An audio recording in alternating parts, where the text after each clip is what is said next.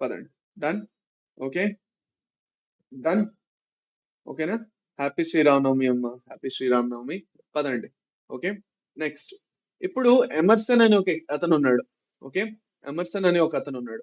అతను ఏం చేశాడు? అతను ఏం చేశాడు?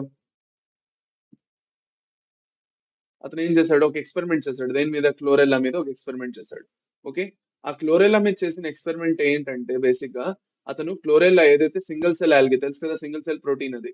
ఓకే. దాన్ని అతను వేరే వేరే లైట్ స్పెక్ట్రమ్స్ కి ఎక్స్పోజ్ చేశాడు. వేరే వేరే వేవ్ లెన్స్ కి 680కి ఎక్స్పోజ్ చేశాడు, 680 కన్నా కొంచెం ఎక్కువ చేశాడు, 700 చేశాడు. అతను ఏం అబ్జర్వ్ చేశాడంటే 680 నానోమీటర్స్ లో ఫోటోసిన్సిస్ చాలా బాగా జరుగుతున్నది. 700 నానోమీటర్ లో కూడా ఫోటోసిన్సిస్ చాలా బాగా జరుగుతున్నది.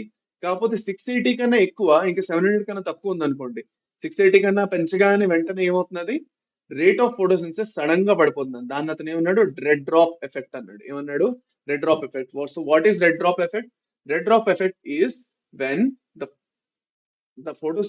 the rate of photosynthesis will go down after you increase the wavelength of sunlight to more than 680 nanometers. When we increase the wavelength of sunlight to more than 680 nanometers, but it is less than 700 nanometers, okay, the rate of photosynthesis will go down, or it will drop drastically. And this effect is known as red drop effect అనేసి అంటాం. ఇప్పుడు ఈ red drop effect వల్ల అతనికి ఏం అర్థమైందంటే 680 కన్నా ఎక్కువ చేసేస్తే ప్రాబ్లం ఉంది, కానీ 700 వల్ల అయితే బాగానే జరుగుతుంది అని చూసి అతను ఏం చేశాడంటే ప్లాంట్స్ కి 680 ఇంకా 700 సపరేట్ గాను ఒకేసారి ఇచ్చాడు అనమాట.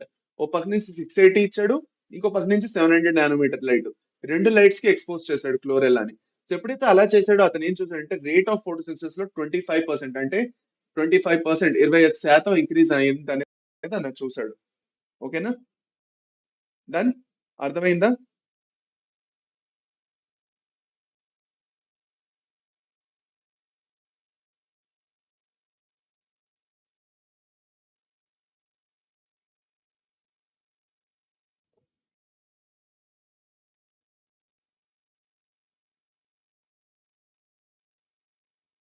PS1 PS2.